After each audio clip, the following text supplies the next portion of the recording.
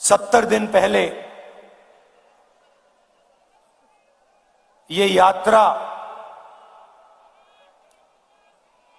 कन्याकुमारी से शुरू हुई।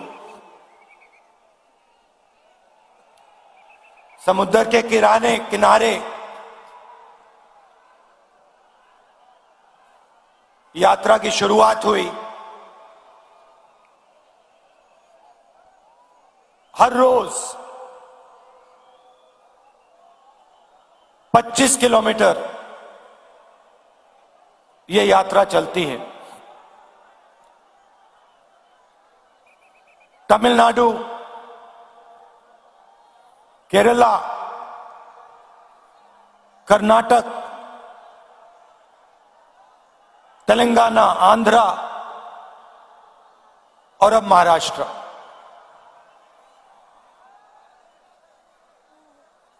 विपक्ष के लोगों ने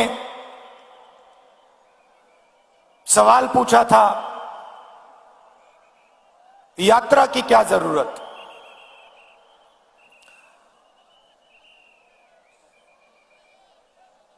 क्या फायदा है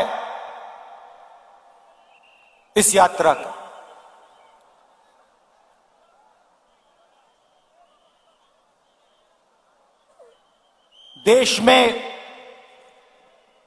देश के कोने कोने में आज बीजेपी ने नफरत और हिंसा फैला दी, डर फैला दिया है। जहां भी आप देखें आपको डर, नफरत और हिंसा दिखेगी। इस डर के खिलाफ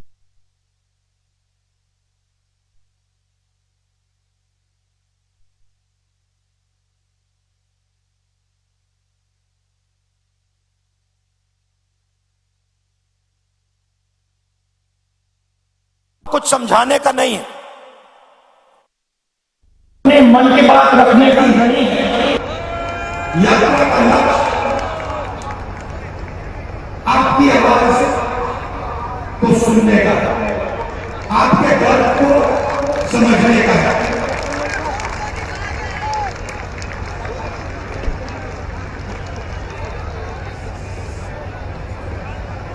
मैं सोचता हूं कि डर से, नफरत से,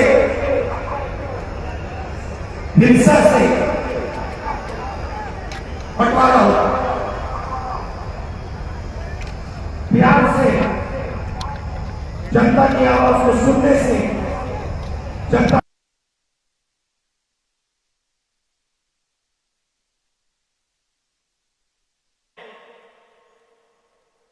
नफरत से इस देश को कभी फायदा नहीं होगा।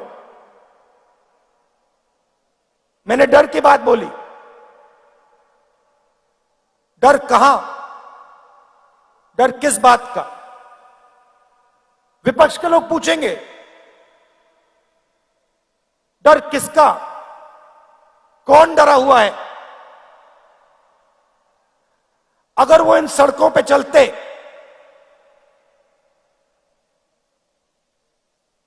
पांच मिनट में उनको बात समझ आ जाती।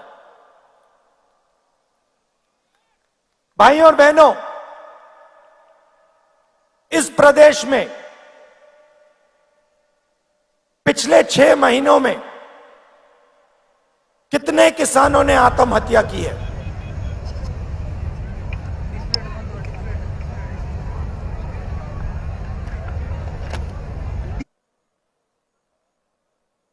क्यों की है? किस कारण की?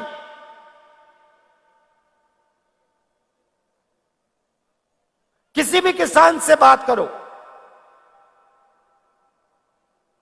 आपको कहेगा हमें सही रेट नहीं मिलता। तंग आ गया हूं मैं इन शब्दों को सुनकर। पहली बात बोलते हैं,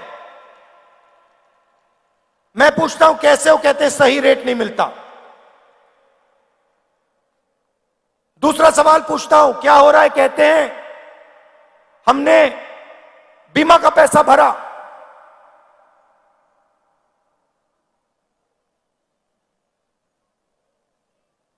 आंधी आई, 1 रुपया नहीं मिला।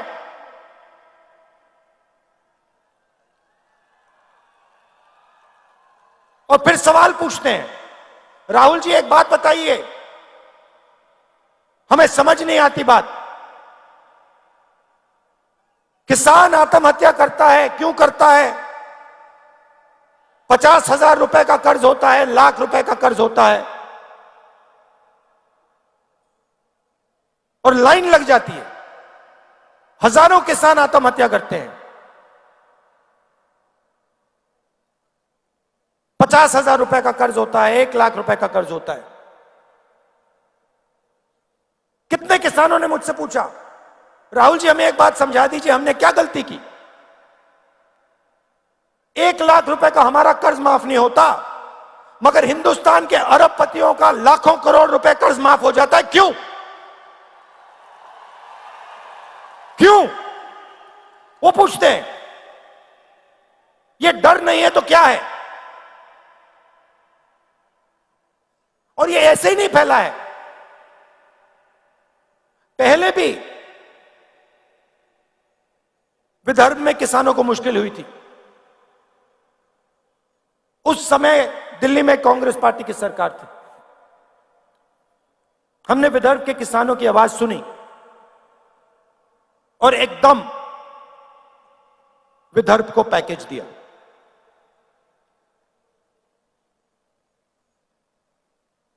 डर कैसे मिटता है? डर सुनने से मिटता है, डर गले मिलने से मिटता है।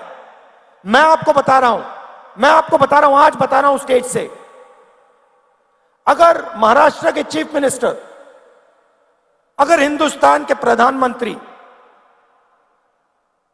दिल खोलकर प्यार से महाराष्ट्र के किसान की आवाज सुन ले, यहां पे कोई आत्महत्या नहीं करेगा।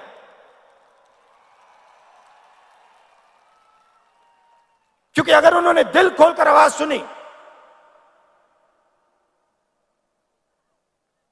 तो जो किसान सह रहा है, जो उसके दिल में दर्द है, उसे वो समझ जाएंगे, और अगर उसे समझ जाएंगे तो कुछ ना कुछ मदद वो किसान की कर देंगे।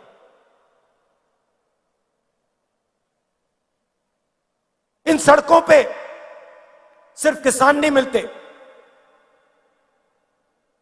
युवा भी मिलते हैं। हजारों युवाओं से मैंने बात की। कोई इंजीनियर बनना चाहता है, कोई लॉयर बनना चाहता है, कोई आर्मी में जाना चाहता है, कोई पब्लिक सेक्टर में काम करना चाहता है।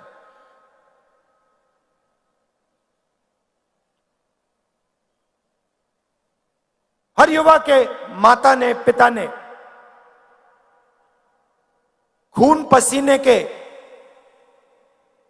पैसे डाले हैं। यूनिवर्सिटी भेजते हैं बच्चों को, कॉलेज भेजते हैं, फ्री में नहीं आता महाराष्ट्र में, ये मुफ्त में नहीं मिलती शिक्षा, लाखों रुपए देते हैं। और फिर इन सड़कों पे क्या सुनने को मिलता है?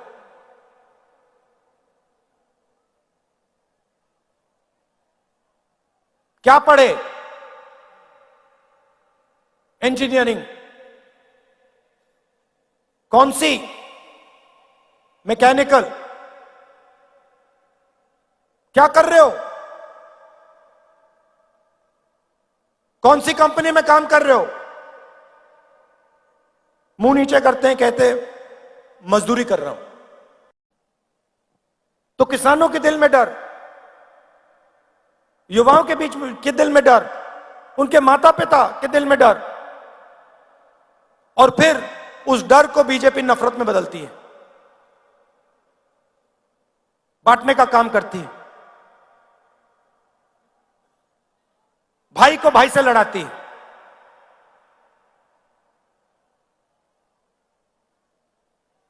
आप सबके परिवार हैं, आप सबके भाई हैं, माता पिता हैं।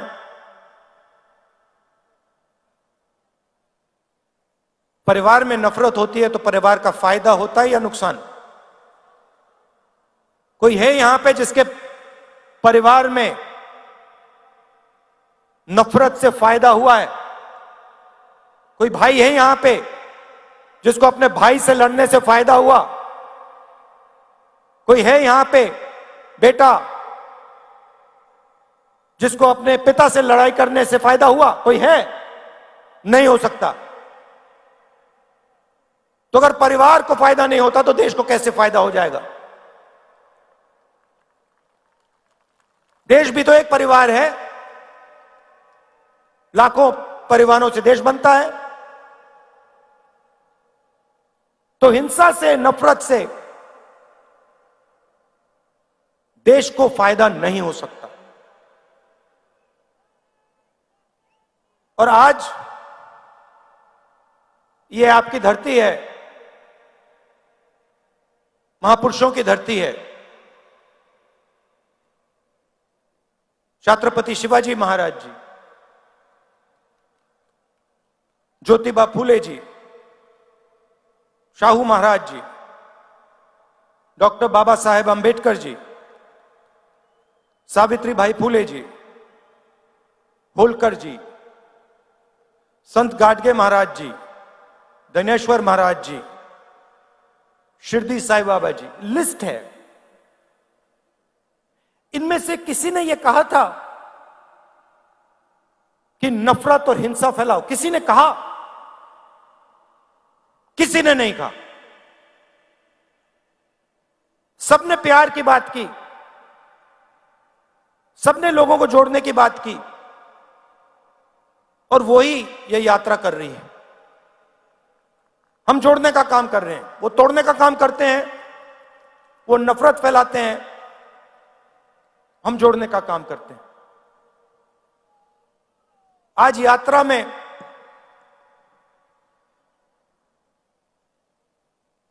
मैं बैठा था, यात्रा के बीच में हम चाय पीते हैं, मैं चाय पी रहा था और उधर से एक व्यक्ति आए, आर्मी में हुआ करते थे।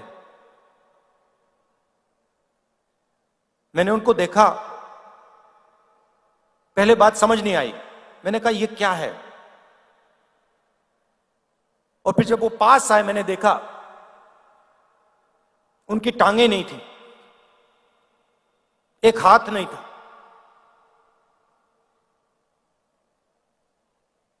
मुझे उन्होंने बताया